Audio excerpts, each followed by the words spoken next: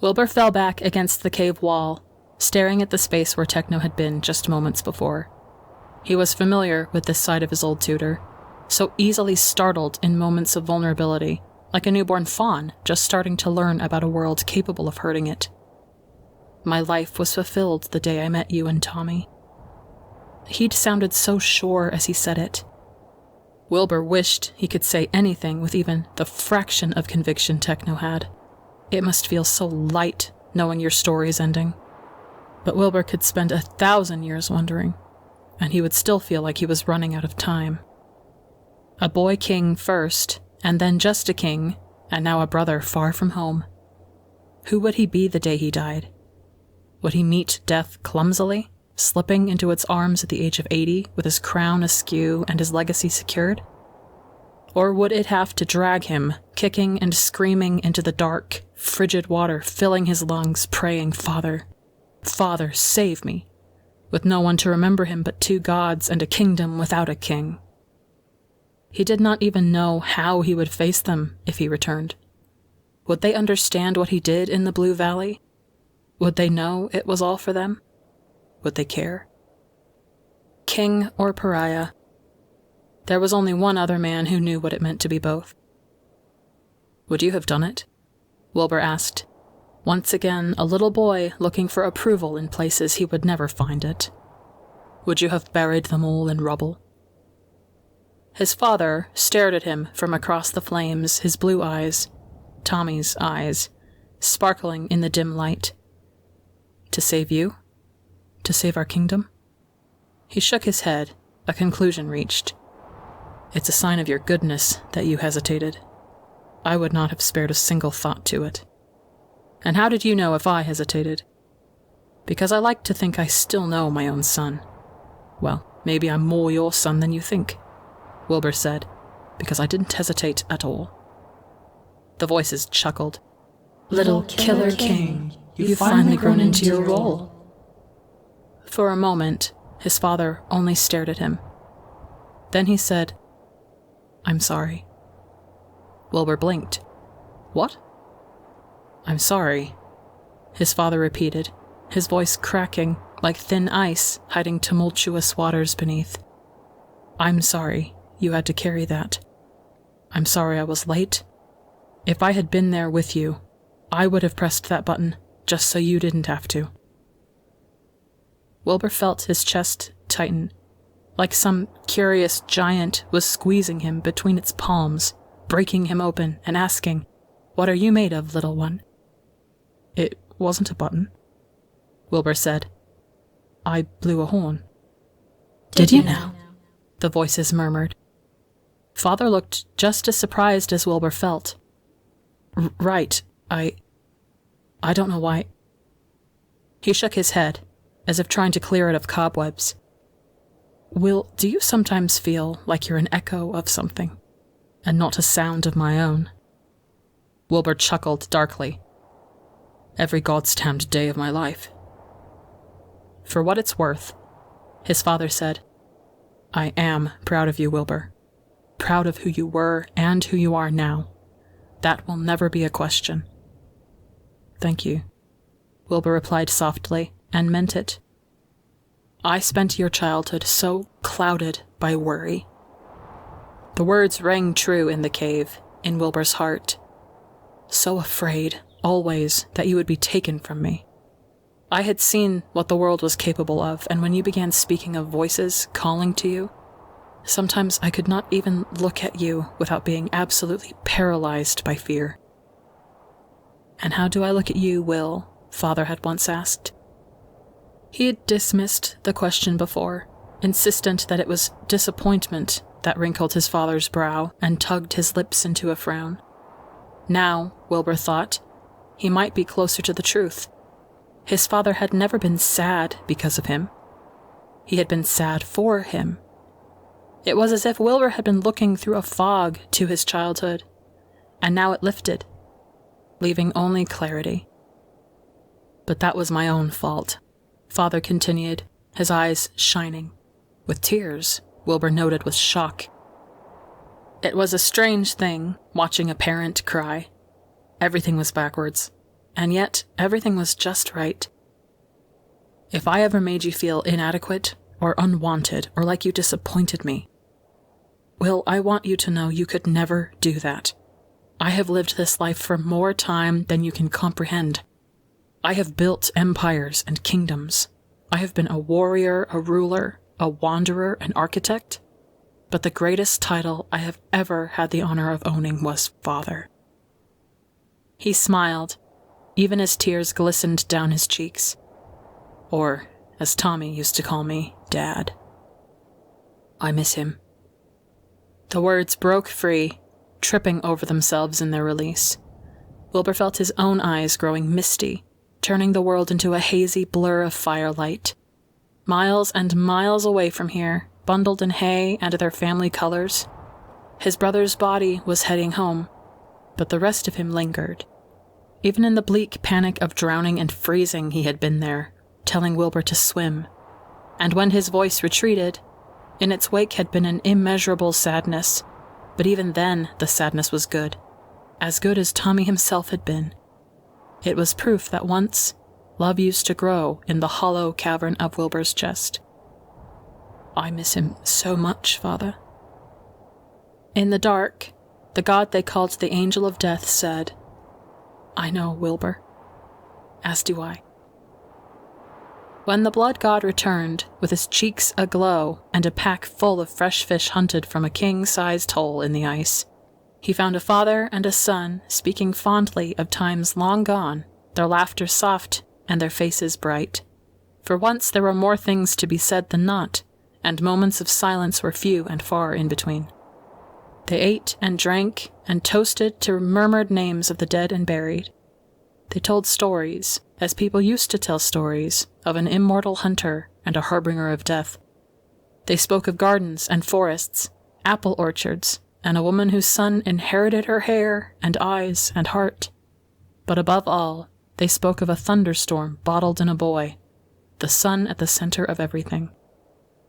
And if there were any ghosts that haunted their reminiscence, they kept their silence. We're almost there, Techno called out. It's just over this hill. He looked back to find Wilbur slowly making his way up the slope. Filza hovered close behind, grimacing every time his son slipped or slid against the snow. Wilbur, in true Wilbur fashion, had decided he did not need any help, blaming his blunders entirely on his new fur-lined cloak, and not on his inexperience with maneuvering a frozen incline. If he weren't so sure Wilbur would retaliate with an arrow to his shoulder, Techno would have laughed at his flailing attempts. Techno leaned against his trident as he watched Wilbur swat away Filza's assistance, but unlike before, there seemed to be no true heat behind the rejection, just Wilbur being Wilbur. Techno knew the fault lines between them could not be healed overnight, but he had to admit it was nice, having Wilbur not look at his father with murderous intent every time. Ugh, Techno thought. When did I get so sentimental? If the voices had any comment, they kept it to themselves. In fact, they had been quiet the whole day. It wasn't unusual for Techno to go days, even weeks or months at some point, without the voices murmuring like nosy neighbors in the back of his mind. But this felt different. Sinister, somehow. It felt like the smug silence of an opponent that knew it had the winning hand. Gods, Wilbur, Techno called out, digging the butt of his trident deeper into the snow. This entire tundra will have melted before you... The rest of Techno's words trailed off as he felt his trident hit something too hard to be just snow. With a sinking feeling in his gut, Techno looked down at where his trident had struck, slowly moving the snow aside with his weapon, slowly but surely unveiling what was hiding beneath his feet. Techno? Wilbur shouted, getting closer. Techno, what are you doing? Gods, Techno whispered. Gods and stars and shit. Because beneath the snow was a pale face, staring unseeing up at Techno, its expression of wide-eyed terror forever preserved by the cold. His heart hammering in his chest, Techno ran until he crested the hill that overlooked what once was a bustling city, but was now something else entirely. He could hear Wilbur scrambling up the hill behind him. He knew Wilbur would see it eventually, but still Techno turned back around, catching Wilbur by the shoulders before he could realize the full extent of the devastation. "Wilbur," Techno said solemnly, "I need you to know this isn't your fault." Wilbur's brows drew together. "I don't—" "Listen to me," Techno demanded in a voice that he had not used on him since they were tutor and pupil. "We're here for one thing, and one thing only, and if anything can get in the way of that, your self-doubt, your fear, your loathing, I suggest you leave them at the door. Right here, right now, do you understand?" Wilbur's eyes hardened. "I'm not a child. That wasn't my question." Wilbur shrugged his hands off him and gritted out, "I understand," before marching stoically up the rest of the way. "How bad is it?" Filza asked quietly as they watched Wilbur reach the crest. "Fucking bad," was all Techno said in response. Techno could pinpoint the exact moment Wilbur saw it for himself. He went rigid, his hands curling into fists, the only indication that he was not a statue of frozen flesh and bone. When Filza and Techno joined him at the summit, Techno heard his fellow god draw in a breath as he, too, took in the massacre below them. Burned bodies lying in scorched snow, frost-bitten corpses laid in careless piles or tossed against the city walls, bodies too small to belong to adults, blood scattered across the white landscape like some errant child had taken a red paintbrush to a blank canvas. Dozens, hundreds, thousands. The entire city presented like a gruesome welcome sign. Without a word, Wilbur slid down the rest of the way, his boots skidding against ice and snow. Phil and Techno exchanged a brief glance before they followed after him, and the three of them made their way through the carnage, none of them speaking or even daring to breathe. Techno had seen his fair share of ruthlessness, but this cut to the bone like nothing else ever had. Perhaps it was the carefully blank look on Wilbur's face, or the way Phil tucked his wings close around himself, maybe remembering a different town, the first of the people he had sworn and failed to protect. Or perhaps it was because, somewhere along the way, their people had become Techno's people as well.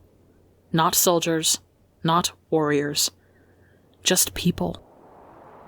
It wasn't until they were past the city gates that Wilbur's knees finally buckled, and he fell against a lamppost retching.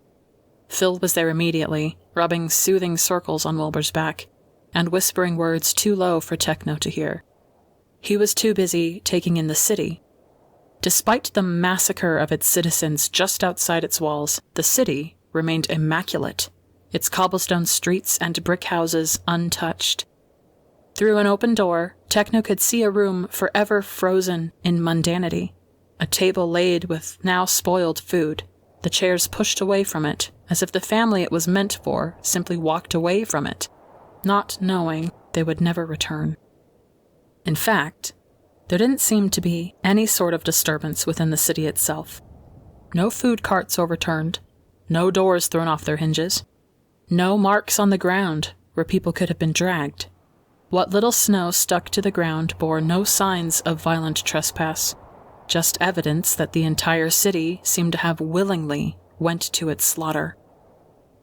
What the hell happened here? Techno thought, his hand tightening on his trident, almost snapping it in half.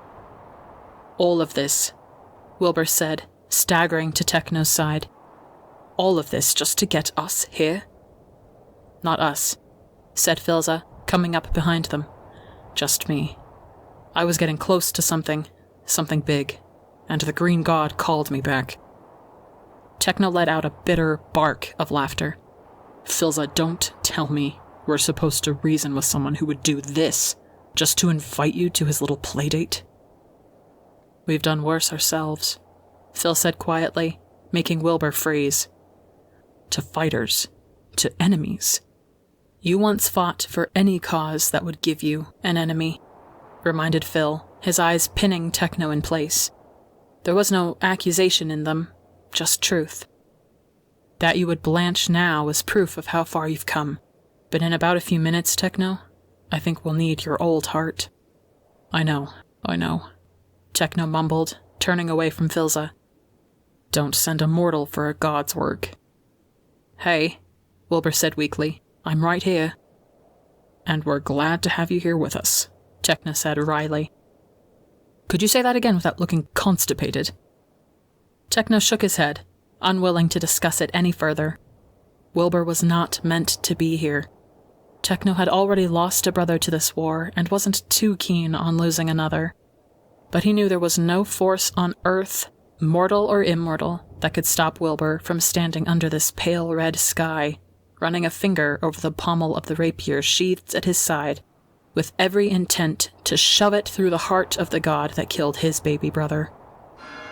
In the distance, church bells began to ring. Filza met Techno's eyes. He's calling. Techno nodded, gripping his trident tighter. And we're answering. They moved as a unit through the dead city, no sound except for the howling of the wind and the insistent toll of the bells. The closer they got to the heart of the city, the more Techno felt like each footstep was not his own. There was a greater gravity, pulling them forwards, giving them no choice but to descend. And then as he came around a bend, he saw it. A bell tower rising towards the sky, its bells still pealing away, and beneath its long shadow, a church of marble with its doors thrown open. An invitation. It's not too late to turn back around, Techno said. Yes, Wilbur said, it is, and climbed the stairs to his apotheosis. What else could Techno do but follow? They walked into the church and found him immediately. He was sitting on a pulpit of marble, his legs dangling over its gilded edge.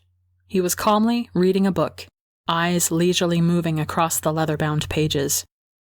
His eyes were the most striking thing about him, an unnatural shade of green that reminded Techno of overripe grapes, sour instead of sweet, and rotten to the core.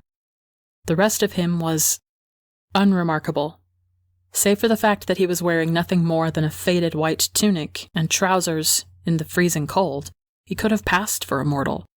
Curly dark blonde hair tucked behind his ears, hands wrapped in bandages up to the knuckles, and a face that could have been a face Techno passed on the street 1,000,000 times over without remembering it. No obsidian wings, or eyes the color of fresh-drawn blood. A man, not a god. Filza and Techno exchanged a glance. Is this really him? The quirk of Techno's eyebrow asked. I have no idea, Filza's shrug replied. Green God, Wilbur said loudly, stepping further into the church. We have come to demand... The man, the god, raised a finger to silence him, not taking his eyes off his book. Wilbur glanced back at Techno, his face in open disbelief. For a moment, the three of them stood at the threshold, awkwardly shifting from foot to foot as the green-eyed being read on. Then, after a while, he took a deep breath, nodding to himself as he snapped the book closed, and finally considered the three of them standing below him. And then he smiled, and there was no question about what he was. There was nothing kind in him. This was a god, through and through.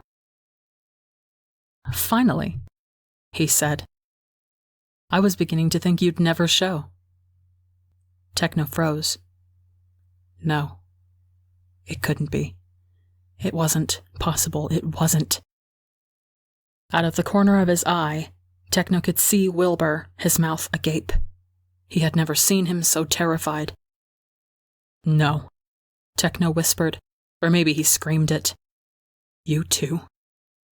Wilbur slowly nodded, unwilling, or maybe unable, to rip his wide-eyed gaze from the green god. Because the voice that came out of the green god's mouth, it was the voice, singular this time, and not a chorus, but still the same voice that had hounded Techno through the centuries, that had tied him irrevocably to a young prince and his forest fire brother. The voices, he and Wilbur had called them, but in truth it had only ever been one, echoing over and over like words shouted into a chasm. A voice. The Green God's voice. Surprise! The voices, the voice, whispered in Techno's head, as the Green God said the same thing out loud. Surprise! What's going on? Phil demanded, his expression half worry, half confusion. Techno? He's the voice, Phil. Techno whispered, his mouth feeling dry. All this time it was him. But how? Oh, that's a long story, the Green God said with a chuckle.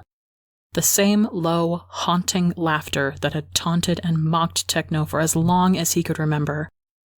But first, how are you? You must be weary after all that traveling, especially you, Wilbur. So sad to hear about your brother. Mortal hearts can only take so much hurt. He gave a casual shrug of his shoulders. Then again, immortal hearts aren't much different, especially if they've been foolishly given to the wrong people. Take the War God, for example. The Angel of Death merely drove a sword through a heart already broken. A flicker of a darker emotion, nameless, fleeting, crossed the Green God's face before his unnerving smile took center stage once more. Speaking of the angel, did you like my invitation, Philza? I spent such a long time drawing it up, but I figured you only deserved the best war, right? Who? Philza began with measured fury. The fuck are you? The Green God considered them with a tilt of his head, blonde curls falling over glassy green eyes. They call me by many names. You know me as the Green God. Others brand me the God of Chaos, the Progenitor, he who pulls, he who watches. All silly little names mortals gave to something beyond their understanding. He placed the book he was reading on the ledge beside him and raised his arms over his head in a languid stretch. But my friends call me Dream. The red sunlight, streaming through the stained glass windows, fractured over Wilbur's face, painting him in a kaleidoscope of colors as he stumbled over his words. Charming King Wilbur, for once rendered speechless.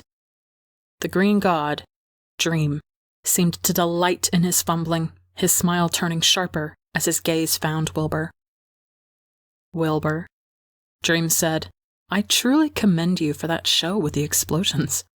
You took most of them out in one fell swoop, but I have to admit, if Techno had continued on as he was going, I would have been forced to step in.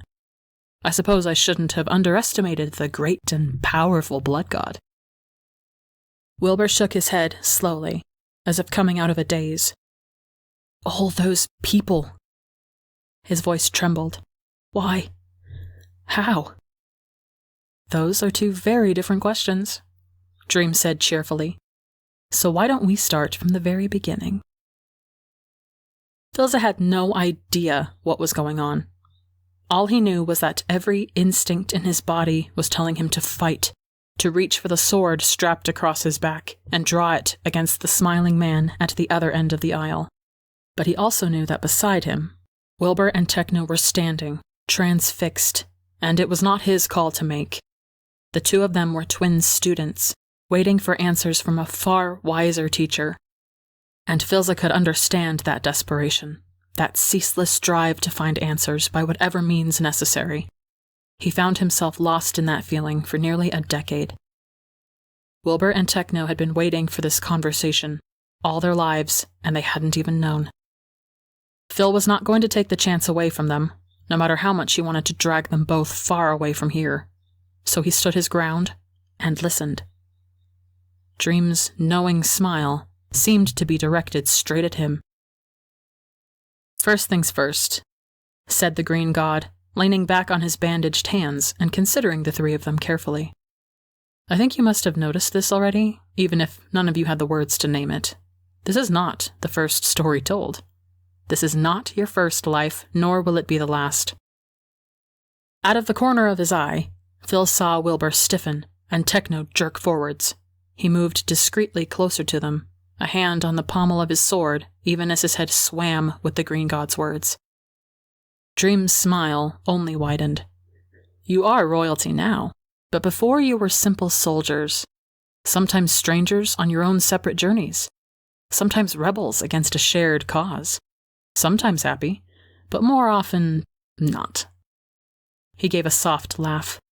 There was one time you were enemies, tearing each other apart until there was nothing left but bones. What the hell are you talking about? Techno demanded, his red eyes blazing, incensed by the very notion of standing on a side where Wilbur was not. I'm talking about different plays, Technoblade. Dream spread his arms wide, as if welcoming them all home. Different stages, different actors, different scripts, but all the strings lead back to me. Filza did not want to believe it, but even as he stood there with his heavy disbelief, his mind raced through all the times he'd felt like 10 different people trying to live in one body. An echo, not a voice. He thought about all the dreams of finding Wilbur in a dark room, of Tommy standing on a bridge that went on until the very edge of the world, of Techno watching him from an island in the sky. All of them terrified, and too real to be just dreams. If that was true, then Filza's bones were older than he thought. He had always been dancing to someone else's song, over and over, and over and over again. When Wilbur spoke again, his voice was a fractured mess. So, everything has been you all along? No. Dream's expression was full of mocking pity. Not everything, just the big things. All the small, intimate details, all the character. That was you. To put it bluntly, Wilbur, I may have put those soldiers in your path, but it was still your choice to carve a bloody path through them. It was still you that sounded that horn. Still you that pressed that button. He shrugged. If you're looking for absolution, you won't find it here. And the voices. The voice. Oh, that. Dream's grin was laced with venom. Honestly, I just wanted to screw with you. Had to have some fun for myself while I waited in the wings. Filza turned to Techno and Wilbur, but they were already looking at each other, their faces a reflection of the others. In all the world, they were the only two who could truly understand each other in this. Filza was merely the witness. He'd seen Techno pull his hair out in anger, had seen Wilbur lose weeks of sleep, seen them both unravel at the seams over it. Filza himself had burned through libraries and crypts looking for an answer, and now it was here, as simple as it was terrible. The green god was simply bored. You're a monster, Filza gritted out, his fingernails digging into his palms until they drew blood. You're a god's damned fucking monster. Oh, I haven't even gotten to the worst part. Dream laughed. Technoblade. Technoblade glared up at him, bloody murder in his eyes. You're the real tragedy here, actually. At that, Dream dropped down from the pulpit, landing soundlessly on the marble below. Techno and Filza instinctively put themselves between him and Wilbur, but the god simply leaned against the first of the pews, examining them with all the nonchalance of a child finding a curious bug crushed between his heels. I almost let you sit this one out, you know. Almost allowed you a quiet life in the woods with your family. Surprise broke through Techno's fury, but it was Wilbur who spoke up. His family? Oh, sure. Father, mother, siblings, the whole 9 yards. Siblings? Techno finally croaked. 3 sisters, Dream informed him gleefully. 2 brothers. But then I changed my mind. Couldn't waste all that dormant godhood in you. All the gods are major players, but none of the others are as fun to play with as you. What did you do to them? Techno demanded, stepping forwards. His trident was suddenly in his hands. What did you do to my family? Techno. Phil warned, or maybe it was Wilbur. Dream smiled. The correct question, he said slowly, is what you did to them. Techno lunged. They crashed against the marble pulpit with enough force to crack it. Techno had a fistful of the green god's tunic in his hand, and his trident in the other, breathing heavily as dust and chips of marble rained down on them both. He could hear Wilbur and Philza calling his name, but every other noise was drowned out by Dream's laughter, a sound that had become so familiar to Techno over the years. He had hated it all his life, and now there was a smug-looking face to attach to it. I told you, Dream spat in his face.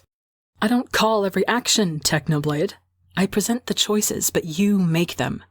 I was the voice, but you were always the blood-stained hands.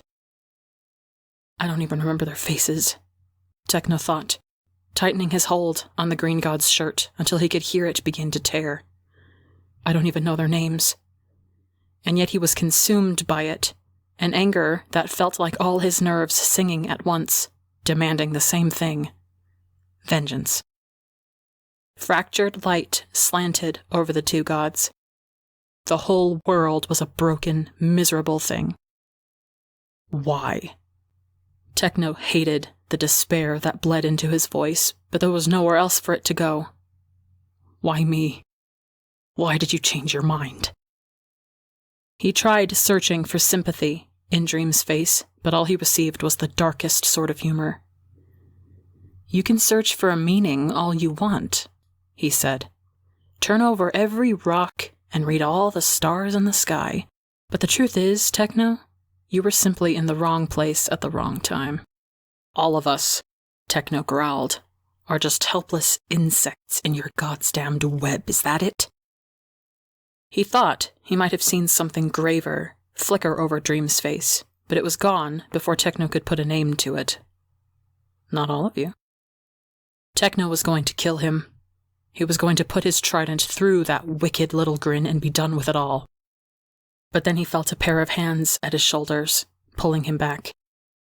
Techno, Wilbur's voice, leading him back to his own body, like a lighthouse calling a ship to safer shores. We still need him. He still has to give him back to us. Right, Dream hummed as Wilbur dragged Techno to his feet. You still need me, Techno. Don't you fucking call me that, Techno spat. They had him surrounded. He was on the floor, leaning against a broken pulpit, and yet the bastard still looked like he held all the cards. Because he did. Techno felt himself sag at the realization. Dream had everything because he still had Tommy. Dream squinted up at each of them in turn, his eyes finally landing on Philza, who'd drawn his blade. Dream considered the sharp tip pointed straight at him. That's the same sword you killed the war god with, yes? He asked, calmly, as if they were discussing tea. Phil didn't deign to give him an answer. Techno alone recognized that look in Philza's eyes. Philza had never been haunted by voices, but he demanded blood all the same. Did he at least fight well? Dream continued, when it was clear none of them were replying. He must have, if he managed to kill your son. You will listen to me, Philza said, his voice as cold and lifeless as the tundra they'd ridden through. I do not care about your stories. I do not care about you. But if you have all this power, if you can rewrite history, then you will give me my son back. Or else. Or else what? Dream demanded. We've been down this road before, Philza. You have had a million chances to kill me, to end this loop, but still, here we stand, still at an impasse. But that wasn't quite true, Techno thought. He makes even the green god afraid. Somehow, despite everything, Philza had the upper hand, but one glance at the man told Techno he was just as clueless as he had been in that snow-covered cave. It was there, the key to everything. Nameless, and out of reach. What the hell are you, Philza? And another thing, said Dream, slowly getting to his feet. He leaned against the ruined pulpit and considered them all with a strange expression. Giddy, almost. I only write the histories, Filza, plentiful as they may be, but even I do not have the power to rewrite them. Once performed, an action cannot be reversed. Once penned, an ending cannot be restored. Wilbur stiffened. What does that mean? But a monstrous sort of chill had already settled into Techno's soul, even before Dream threw his head back and laughed and said, "It means I can't bring back the dead. Your brother's gone. For good." How many times, Filza had often wondered, could a heart break before there were too few pieces to make it whole again? He had seen mortals survive the cruelest of fates. They would lose homes and livelihoods and friends and family, and still they would pick themselves up the next day and soldier on. But there was a breaking point. Filza had witnessed that, too. But when did it come? Was it the second loss, or the third, the sixth? Or did it only take one great tragedy to bring a man to his knees? Even the most fortified wall can fall with a single well-placed blow. And even the strongest god can fall with a single well-placed heartbreak. No. Filza's sword nearly slipped from his grip before he tightened his shaking fingers around it once more. You're lying. You must be. Why would I lie? Dream asked, his golden hair just shades darker than Tommy's used to be. You said it yourself. Resurrecting your son is the only reason you need me. Why would I give that up? There was a terrible sound, like the screech of a dying animal. It took Filza a moment to realize it was coming from his own throat. He moved without thinking, without breathing. He raised his sword high over his head and brought it crashing down on the god that had taken the remnants of hope from Filza's grasp and dashed it against a wall. His blade shattered the marble pulpit, cutting the book the green god had left on top of it into shreds of leather and paper. But when the dust settled, he found Dream standing unharmed a few paces away, looking unimpressed. I hadn't finished reading that, Dream complained. And it was just getting interesting, too. And then there was Techno, taking him by the shirt and throwing him through the nearest window with all the force a blood god could muster. He crashed through the stained glass, disappearing into the snow beyond. Filza and Techno were quick to follow. They bounded over the shattered glass, not even feeling it cut through their skin, weapons out and ready for the slaughter. This, at least, was familiar. The Angel of Death and the Blood God, raining bloody vengeance. This was their role. This was who they were.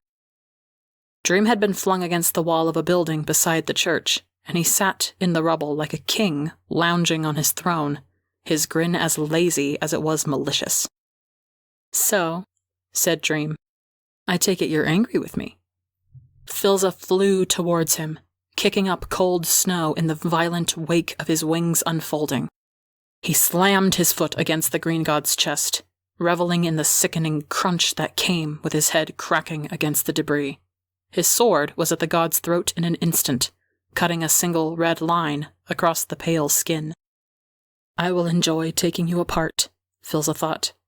If I shall spend eternity suffering, then so shall you. I never promised you anything, Dream said quietly, gazing up at Filza. All that foolish hope. You're the one that went searching for it. You saw patterns in the sky and then blamed the stars for your own wrong interpretation.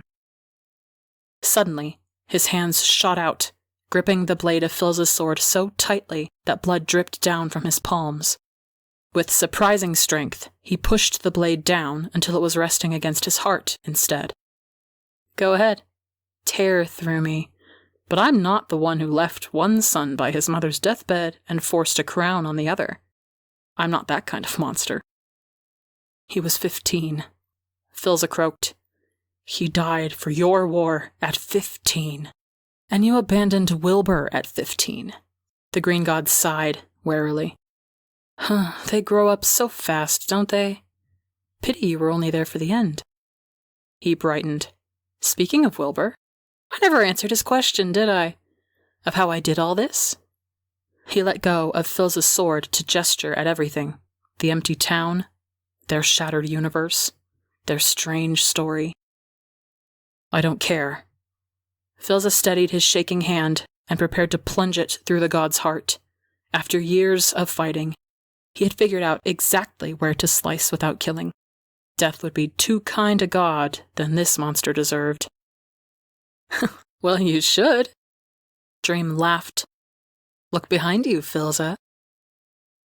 Philza would have cut off an arm before he took orders from him, but there was something in his words that made Phil's blood freeze over. Slowly, without moving his sword away from the green god's chest, Phil turned. He saw Techno making his way towards them, his unbound hair falling over his face like a burial shroud. His trident glistened in the dying sunlight as he spun it expectantly in his hand, ready to be Philza's fellow executioner. But then, behind him, standing at the window they'd crashed through, looking numbly out at the scene, was Wilbur. As Philza watched, still as stone, Wilbur slowly drew his bow. A slender hand reached back into his quiver and produced a single arrow. He knocked it and aimed. Straight at Techno. Techno! Philza screamed in warning. Techno paused, tensing in confusion, and then he followed Phil's frightened eyes back towards the church. Phil could see Wilbur's hands shaking. His mouth formed a single word in his wide-eyed fear. Techno. Aw, Wilbur. Dream's voice. The voice that had plagued Phil's son for years, now plaguing him too, as he found himself unable to move, or blink, or breathe, or think. Why the long face? Wilbur began to smile. Will? Techno asked, uncomprehending. There was no world, no universe, no God-written stage where Wilbur could do this to him. And yet here they were, standing across from each other, strangers once more. That was not his brother's smile. Those were not his brother's eyes. Will, Techno said again. A plea, a prayer, a pardon. Wilbur let the arrow fly.